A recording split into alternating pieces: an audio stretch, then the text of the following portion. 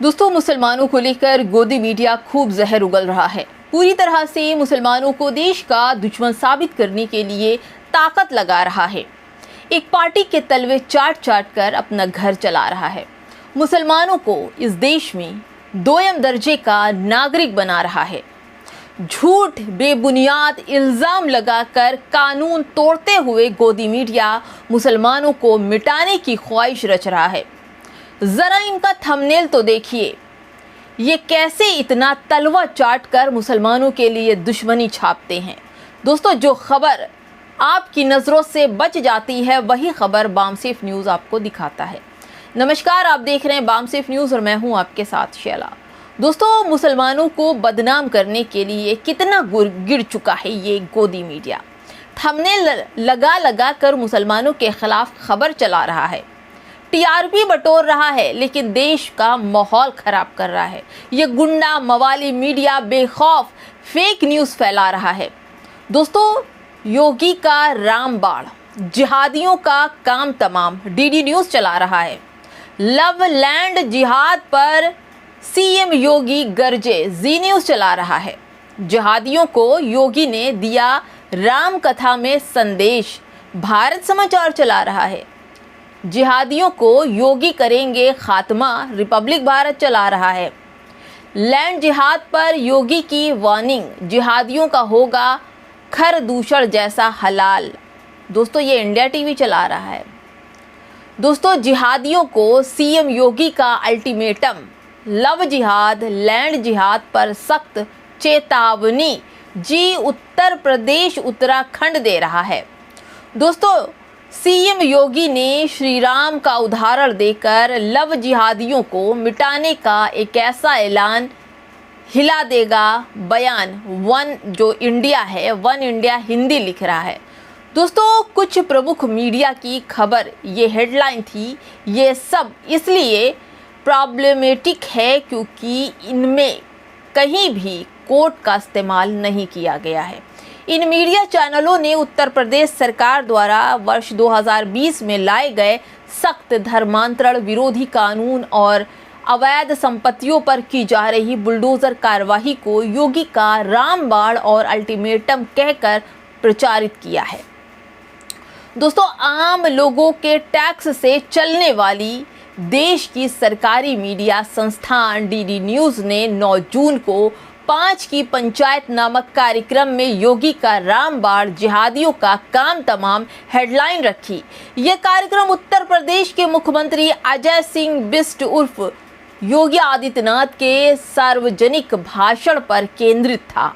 इस भाषण को खूब भुनाया डीडी न्यूज़ ने।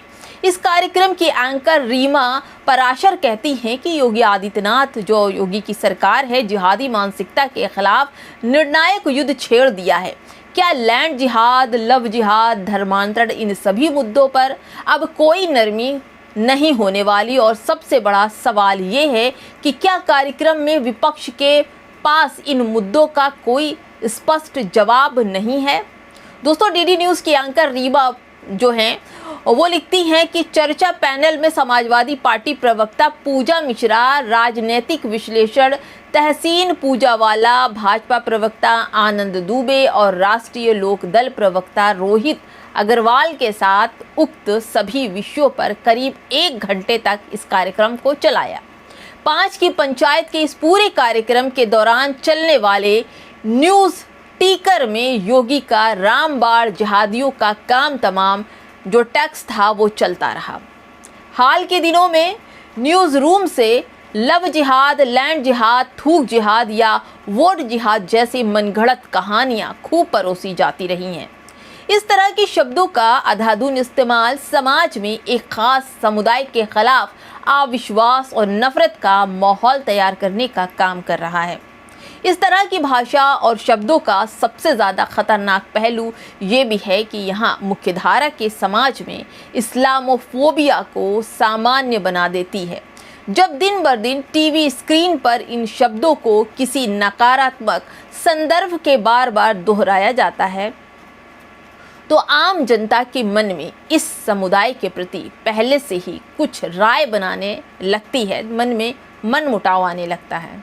ये समुदाय किसी तरह का हो जिसका सीधा अगर आपसी भाईचारे, व्यवसाय संबंधों और सामाजिक ताने बाने एवं सांस्कृतिक विविधताओं पर पड़ता है।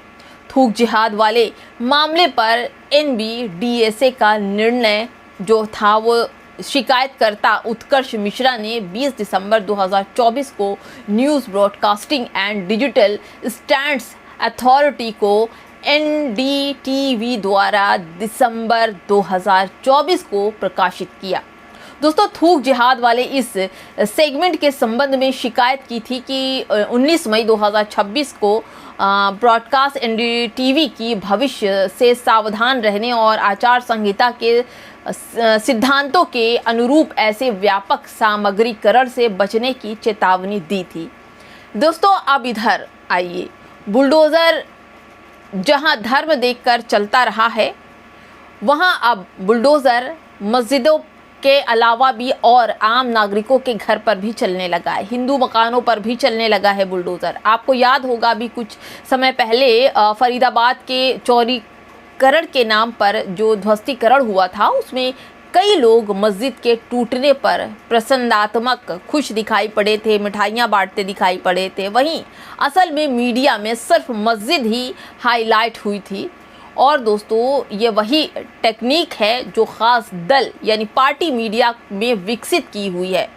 मस्जिद वाली उस कॉलोनी यानी कि फरीदाबाद में 8000 घर तोड़े जा रहे हैं। वहाँ बुलडोज़र कार्यवाही के अपना घर जाता देख नवीन कुमार नाम के एक व्यक्ति को ऐसा सदमा लगा कि हार्ट अटैक में उनकी मौत हो गई। दोस्तों, नवीन कुमार की 4 बेटियां हैं। बुलडोज़र कार्यवाही ने बेटियों का उनके सर से बाप का साया छीन लिया।